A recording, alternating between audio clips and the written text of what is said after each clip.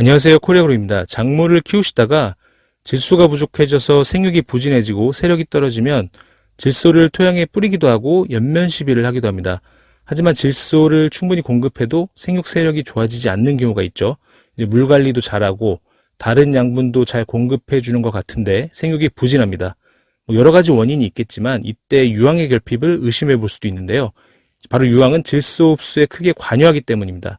이 유황의 흡수가 적으면 토양에 질소를 아무리 많이 공급해도 식물이 질소를 충분히 흡수하기 어렵습니다. 오늘은 유황이 질소 흡수에 미치는 영향과 유황의 자세한 내용을 알아보도록 하겠습니다. 이 식물이 정상 생육을 하기 위해서 공급해야 하는 필수 성분입니다. 많은 양이 필요한 다량원소, 다량원소보다 적지만 많이 공급해야 하는 또 차량원소, 그리고 조금 필요하지만 반드시 공급해야 하는 미량원소가 있습니다. 이 유황은 칼슘, 마그네슘과 함께 차량원소로 분류되는데요. 하지만 유황은 수확량과 품질 향상을 위해 보다 많은 양이 공급되어야 하는, 즉 다량원소의 인산만큼 공급해야 하는 다량원소로 분류해야 한다는 의견도 많습니다.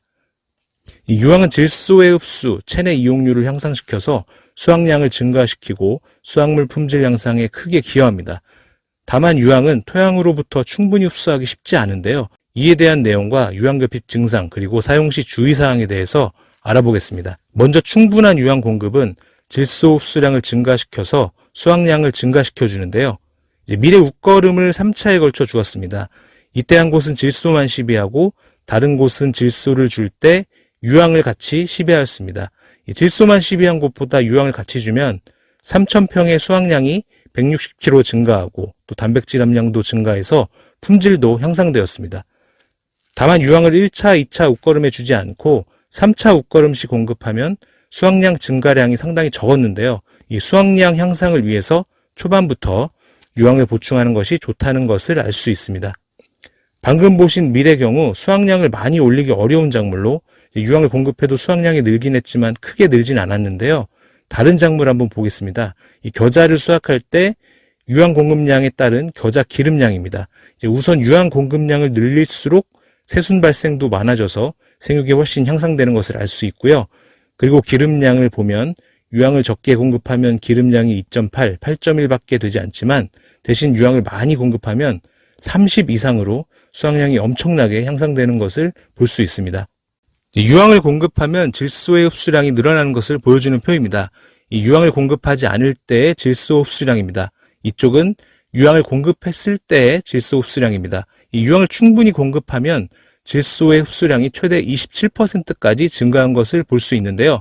즉 생육이 부진할 때 질소만 많이 공급하는 것보다는 유황을 같이 공급하는 게 질소 흡수량을 늘려서 생육을 보다 빠르게 향상시킬 수 있습니다. 그리고 질소와 황은 식물 대사에서 굉장히 밀접하게 연결되어 있는데요. 이 식물이 질소를 흡수했다고 끝이 아닙니다. 사람도 음식을 먹고 소화를 잘 시켜야 건강하듯이 식물도 질소를 흡수하고 이 체내에서 질소를 잘 이용해야 하는데요. 이 표를 보시면 유황 함량이 높아질수록 체내 질소 이용률도 높아지는 것을 볼 수 있습니다. 유황을 공급하면 왜 식물이 질소를 더 잘 이용할까요? 바로 흡수한 질소를 아미노산으로 합성해서 단백질을 구성할 때 유황이 꼭 필요하기 때문입니다. 이 토양에서 질소를 흡수할 때 대부분 질산태질소 형태로 흡수하는데요. 아미노산 합성을 위해서 질산태질소를 식물 체내에서 다시 암모니아태질소로 변화시켜야 하는데 이때 유황이 꼭 필요한 것입니다.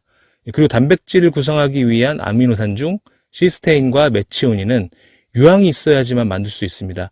즉 쉽게 말하면 유황이 부족하면 질소를 많이 흡수하더라도 소화가 잘 되지 않아서 아미노산 단백질을 충분히 만들지 못해서 생육이 부진하게 되는 것입니다. 다음은 유황 공급은 수확량 증가와 함께 품질 향상에 크게 기여하는데요. 이 유황 공급에 따른 토마토의 엽록소와 단백질 함량입니다. 이 방금 말씀드린 것처럼 유황이 부족하면 단백질을 잘 구성하지 못하기 때문에 단백질 함량이 매우 적어지고요. 또 특히 엽록소 함량도 적어지는데 이 엽록소는 빛에너지를 화학에너지로 변화시켜서 광합성 작용에 큰 역할을 하는데요. 즉 유황 부족은 광합성이 저하되고 생육은 물론 수확물의 품질이 크게 떨어질 수밖에 없습니다.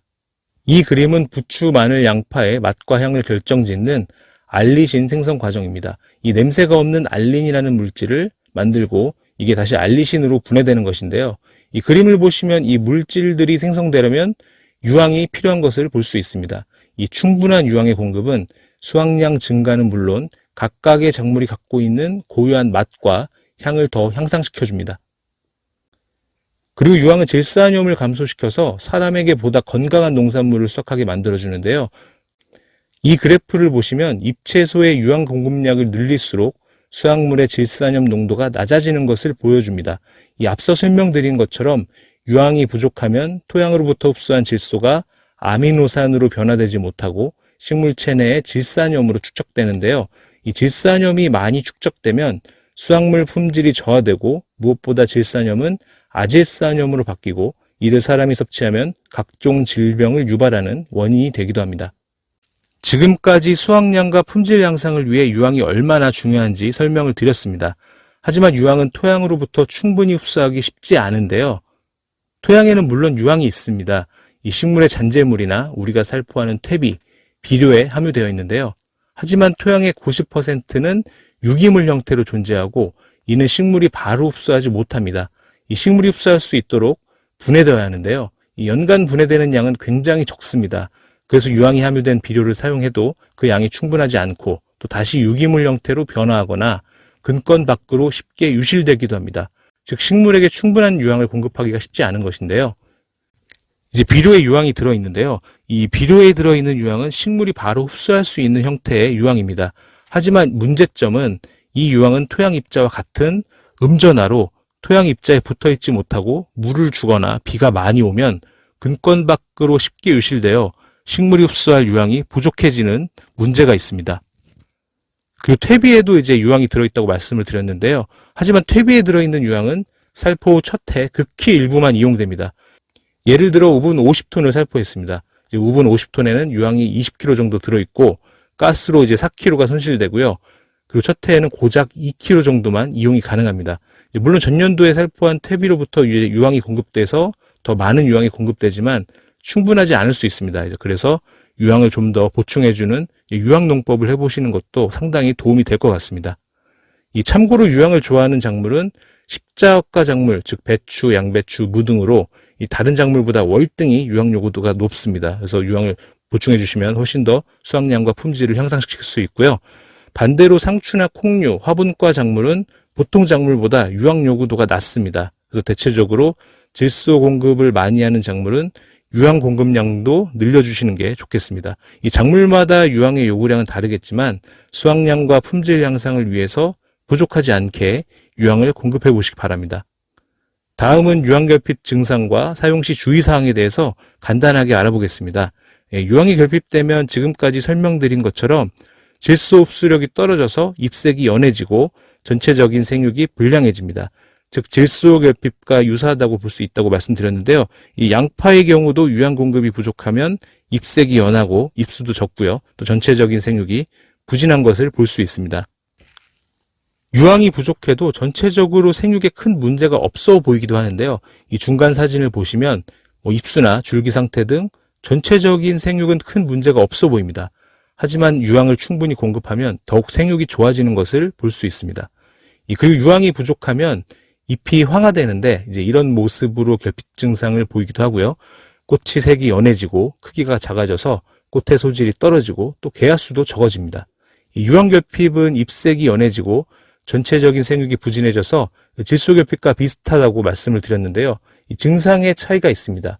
질소 결핍은 전체적인 생육 부진에 오래된 잎부터 노랗게 변하고 새수는 녹색을 유지합니다.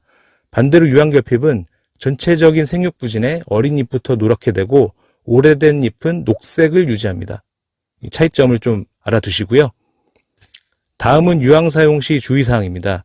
유황이 수확량과 품질을 향상시키지만 너무 자주 사용하시고 또 많이 사용하시면 토양이 산성화돼서 오히려 양분 흡수 불량 그리고 미생물 활동이 저하돼서 토양이 경화되고 각종 병 발생이 오히려 증가할 수도 있습니다.